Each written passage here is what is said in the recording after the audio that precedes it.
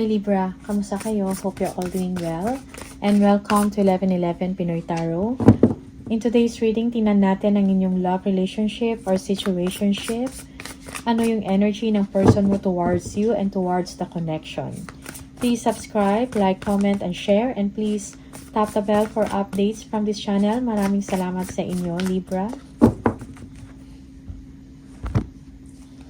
Ano yung energy ng person mo towards you and towards the connection. Okay. Libra, energy ng person mo. Forgiveness. I am struggling to get over the past.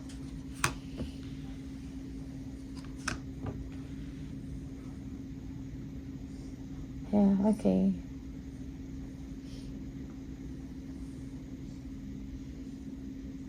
Okay. It seems that your person needs space or need more time to think about sa inyong dalawa or about sa relationship ninyo. Maybe your person, meron siyang unforgettable na past na up to now, parang nagsastruggle pa rin siyang kalimutan yun. Okay? Or, yeah, parang hindi niya makalimutan kung anong nangyari sa kanya in the past. Maybe this person is still hurting, no? Because of his or her past relationship. And this is something na both of you nahihirapan kayo. Like, naapektuhan ka na rin. Okay, Libra? Yeah, your person, it's somewhat, parang nagsastruggle, no? Struggling. Kung ano talaga yung path para sa kanya. Maybe he or she is confused or indecisive about sa inyong dalawa. Okay? So, kailangan niya pa ng more time, no? Para makapag-decide. And para matukoy niya kung ano talaga yung path para sa kanya. Anong direksyon niya. Okay? Okay.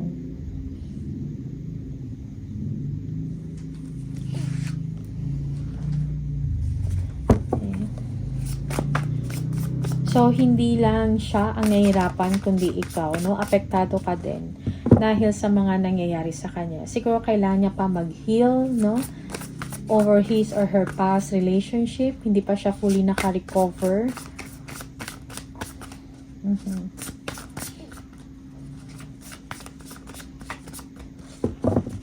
Kailangan niya ng more time para makapag-isip-isip ng mabuti, no? Makapag-isip siya clearly on what to do. Okay? Energy ng person mo towards you and towards the connection. Queen of Swords. Kailangan ng person mo is direct communication, no? Sa inyo. Okay? Kung meron siyang mga pinaplano, kung ano yung gusto niya, siguro kailangan niyang sabihin yun sa inyo para aware ka din kung ano yung tumatapo sa isip niya at kung ano yung mga plano niya. Okay? Yeah, this person is, gusto niya tong relationship na to kasi para sa kanya, merong give and take dito para naintindihan mo siya, no, sa kanyang sitwasyon. But siguro, merong sa part niya na kailangan niya muna siguro maghilom, no? Kasi parang bumabalik pa sa kanya yung past or hindi pa siya talagang naka-fully recover, no? Sa kanyang past experiences or past relationship. Okay? Ten of Wands. Yeah. So, maybe this person is still assessing, no? Assessing kung ano talaga yung path, no? Ano talaga yung direction niya or ina-assess niya pa yung relationship niya sa inyo. Siguro dahil aware siya, no? Na may kailangan muna siyang i-fix sa sarili niya, Libra. Okay? And this is something na, you know, siguro yung person mo is meron pa siya mga obligations also. Okay? Na kailangan niyang atupagin, no? Marami siyang mga responsibility. And parang ito yung nagpapabigat, nagpapabagal sa takbo ng inyong relasyon. Okay?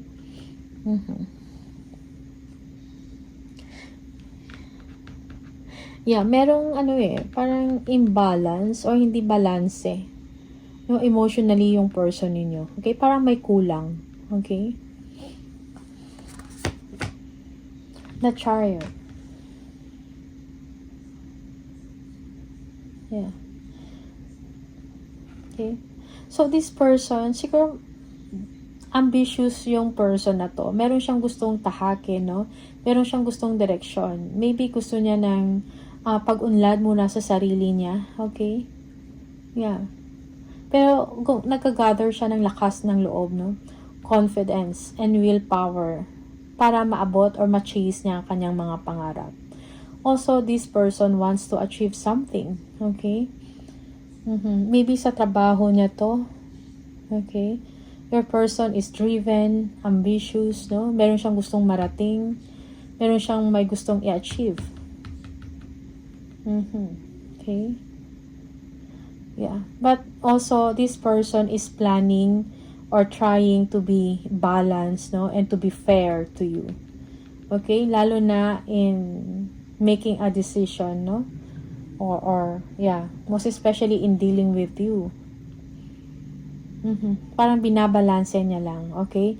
Enough, no? Enough for you na maintindihan mo siya.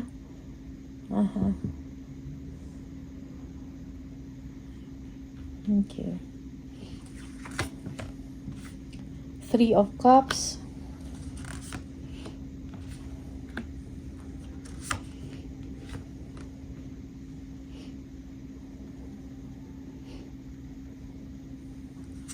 Yeah, I think this person is thinking about success, no?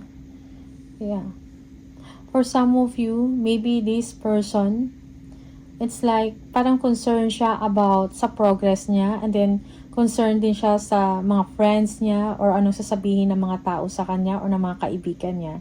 This person wants to heal. Okay? Parang ito yung kailangan niya ngayon. Okay? Also, this person is hoping and praying na magkaroon ng kaliwanagan, no, ang kanyang direksyon, no, makapag-decide siya ng maayos at makita niya or mahanap niya yung gusto niyang, marating or gusto niyang makamtan, no, yung tamang direksyon, yung perfect na direksyon or path para sa kanya. Okay, so yeah, for some of you, merong delays dito, no, na parang ang bagal umusad ng inyong relationship because this person parang meron siyang mga issues din. Okay, yeah. He or she concerned about kung ano yung sasabihin ng mga tao sa kanya. Okay? Or siguro meron din mga umaasa sa kanya or yung mga expectations sa kanya, kumbaga, most especially when it comes sa trabaho niya, sa posisyon niya, okay, sa kaperahan niya, something like that. Okay? Yeah. But for your person, ikaw you are the one. Okay? Libra. Siguro humihingi lang din siya or nag-ano lang siya siguro sa'yo na maintindihan mo pa siya. No? Or bigyan mo pa, habain mo pa yung pasensya mo sa kanya. Libra. Okay? So, you might be dealing with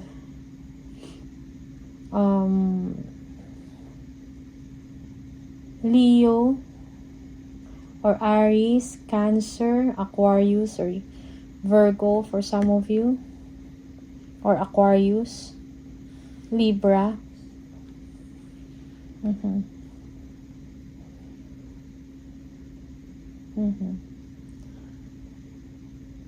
Tingnan natin. Maybe also this person is concerned. Siguro concerned din siya. Maybe, siguro nakulangan din siya ng effort from you. Okay? Although, nag-expect siya na maintindihan mo siya, hoping na pahabayin mo pa yung pasensya mo sa kanya. But at the same time, this person is expecting from you. Okay? Siguro, gusto niya na mag-effort ka pa, no? Towards din sa kanya. Okay? Yeah. Queen of Cups. This person is intuitive, no?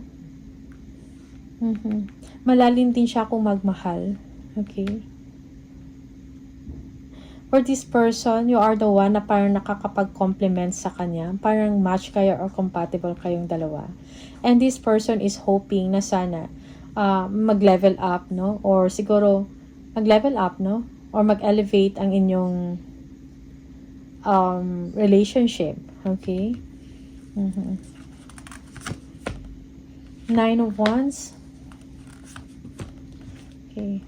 So, again, your person is hoping na hindi ka mag-give up sa kanya. Bagkos, parang doblehin mo pa yung effort mo towards him or her. Parang iparamdam mo pa sa kanya na talagang nandiyan ka. And that you are not giving up on her or on him. Okay? You might be dealing with a Leo also here, Libra. So para sa person na to, Libra, parang ikaw yung nakakapag-brighten, no? Ng araw niya. Parang ikaw yung nakakapag-complete sa kanya. Like kung meron siyang problema or merong concern, parang nakakakuha siya ng lakas sa inyo. Okay? Yeah, nakakapagbigay ka ng happiness sa kanya, Libra.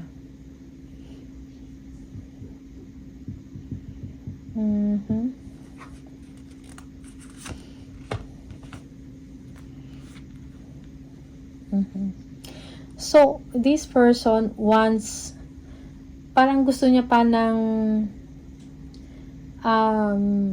mas malalim pa, no? Parang siguro, ano pa yung, what's in store for both of you, no? Sa relationship nyo.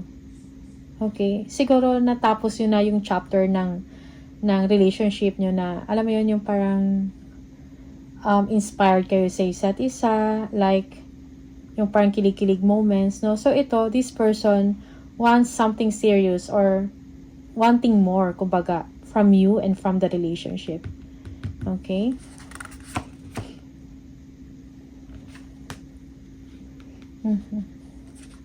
Yeah, this person wants change, no?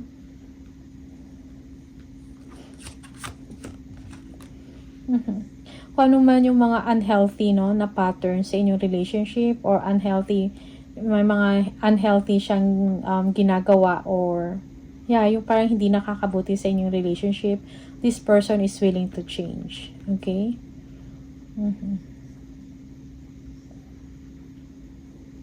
Yeah. Willing to change and willing siya makipag-compromise sa inyo, no?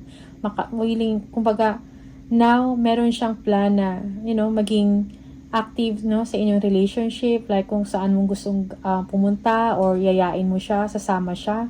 Something like that. Something adventurous. Okay? Yeah, kung saan makapag-bonding kayong dalawa, no? Makapagpalalim ng inyong samahan or ng inyong connection. Okay? Yeah, gusto ng person mo na pagkatiwalaan mo siya. Okay? Yeah. Para ikaw lang nakapagpasaya ng tao na to. Like kung meron siyang problema or concern, no? Para ikaw lang makapagbigay ng solusyon. Makapag-motivate sa kanya. Okay? You might also be dealing with a Sagittarius. Also, meron ding dito notion, no? From your person na parang siguro kailangan niya din ng commitment from you. Okay, Libra? Because your person feels na you are this kind of person na parang na parang ayaw mo ng commitment. Okay? Like, parang meron kang tendency to cheat or, like, maybe a third party. Okay? Yung hindi pang matagalan yung nararamdaman mo sa kanya. Parang, para sa kanya, okay ka lang or nandyan ka for fun. Okay? So, yung iba sa inyo, this person, parang meron siyang wake-up call. Parang gusto niya na yung seryoso. Okay? Ito yung gusto niya sa inyo. Ano talaga yung plans mo din sa kanya?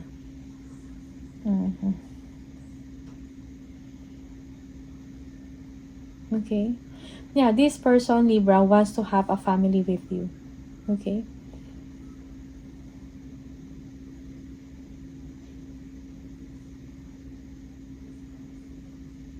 Yeah.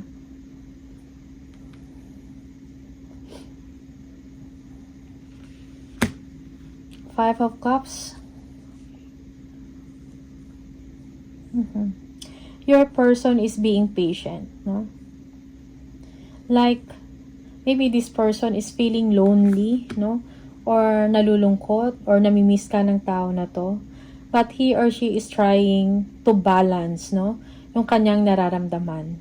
Like, siguro gumagawa siya, or nakafocus lang siya sa work, no? Or kung ano man na maging busy siya para hindi kanya maalala or para hindi siya makapag-dwell kung ano yung loss, no? Kung meron mang loss in the relationship, okay? Kung ano man yung nawala. Siguro meron din panghihinayang sa part ng person mo dito, okay? Yeah. For some of you, merong hindi inasahan na pangyayari, no, na nag-cause ng kalungkutan sa person mo, Libra. Okay, maybe this person is expecting a serious relationship with you, a commitment, looking forward to have a family with you. But then, yung challenge dito is like, parang nagkaroon ng problema sa faithfulness, no? Parang yung infidelity na sinasabi, okay? Maybe you are a womanizer, okay? Mahilig sa chicks. Okay. Parang sa fun side ka lang. Pagdating sa fun, nandyan ka. Pero pagdating sa seryoso, parang umiiwas ka doon. Or hindi ka ganun ka-interesado. Okay?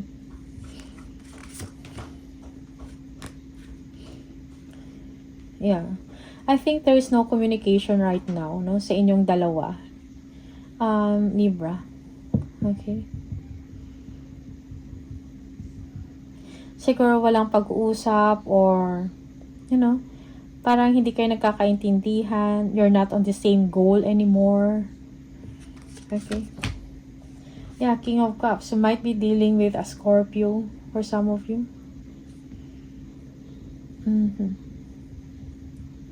Also, naging issue din dito sa inyo yung work, no? Yeah, despite siguro yung work, siguro kung busy ka, merong distraction sa relationship or sa bonding ninyo because of your work, okay? But this person is trying to understand you and you might be dealing with this Scorpio, okay? Okay, just take what resonates for you and sometimes reverse yung role.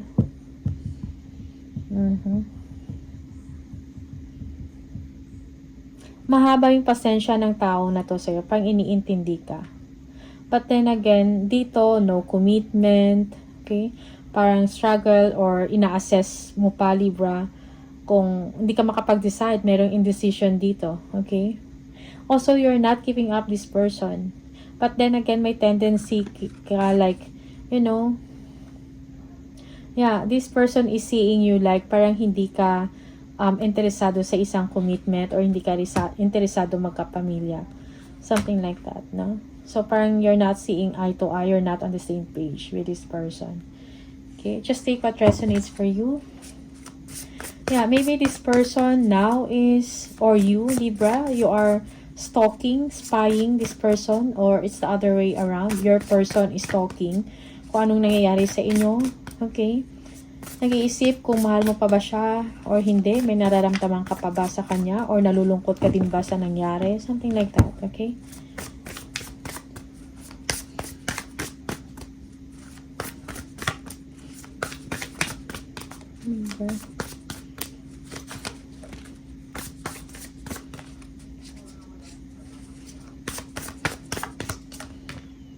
Yeah, Four of Pentacles. Parang your person is holding back from communicating with you. Okay? Yeah, nakafocus ngayon yung person mo about sa growth niya, finances, no? Nagpapayaman siguro ito or nag-iipon, something like that. But this person is well off. Okay? Siguro this person also needs time for his or her family, no? Parang i-explore niya pa yung mga bagay-bagay sa kanya with his or her family outside sa work niya, kumbaga, okay? He or she needs a break from his work or her work. Yeah. Options and choices are available para sa person mo, Libra. Okay? And now, siguro, this person, your person, it's like, nagiging maingat na rin siya sa mga decision niya. Okay? Siguro meron ding mga nagpaparamdam sa kanya. Pero kailangan niya tingnan kung alin dyan yung totoo or alin dyan yung hindi. Okay? Yeah, so open for possibility yung person ninyo back on the dating game. Okay? Yeah. Okay?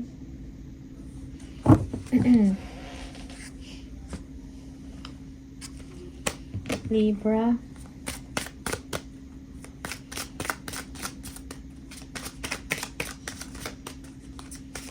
Or this is you, Libra, no? Just take what resonates for you. Sometimes reverse nga yung role. Baka ikaw to yung nakafocus ka ngayon sa kaperahan, sa trabaho mo, sa goal mo, ayaw mong mahirapan ka or ayaw mong maghirap, something like that. And now you are saving up, thinking about the future. For some of you, meron kang gustong bilhin na costly or pricey, something like that. Okay? And meron kang mga pinipili, may mga tinitingnan ka, meron kang nire-review. Okay. Yeah.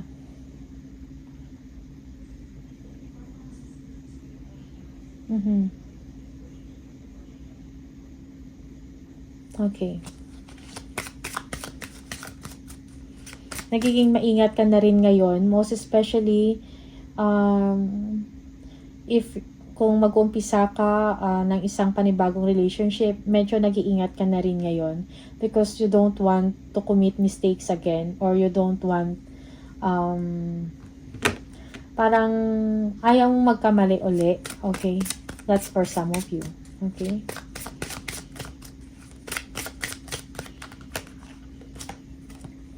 I bury myself in work to forget you. Yes. So, Libra, so yung person mo, parang gumagawa, binabury niya na lang yung sarili niya sa trabaho, okay, para makalimutan ka kasi naalala ka pa rin ng person mo. Okay, parang, siguro you are the person na parang importante talaga sa buhay niya. Yung nag-expect siya sa inyo, okay? But then, parang nagkaroon ng tower, nagkaroon ng separation or biglaang pagbabago in the situation or sa inyong relasyon or connection. Okay? I wish I had treated you better. Okay? For some of you, this person is nagsisisi din, no? Siguro hindi kanya nabigyan ng tamang nagiging ano siya, siguro naging loose, no? Hindi siya ganun ka naging mahigpit sa inyo for some. Okay? Like, siguro masyado lang siyang kampante sa inyo. Okay? That's for some of you. Or yung iba sa inyo, hindi naman maganda yung treatment na natanggap nyo sa person na to. Okay? That's why merong pagsisisi sa person na to. I wonder if you are happy without me. So, iniisip ng person mo kung masaya ka ba ngayon na wala na siya sa buhay mo. Okay? Yeah, merong stalking or spying.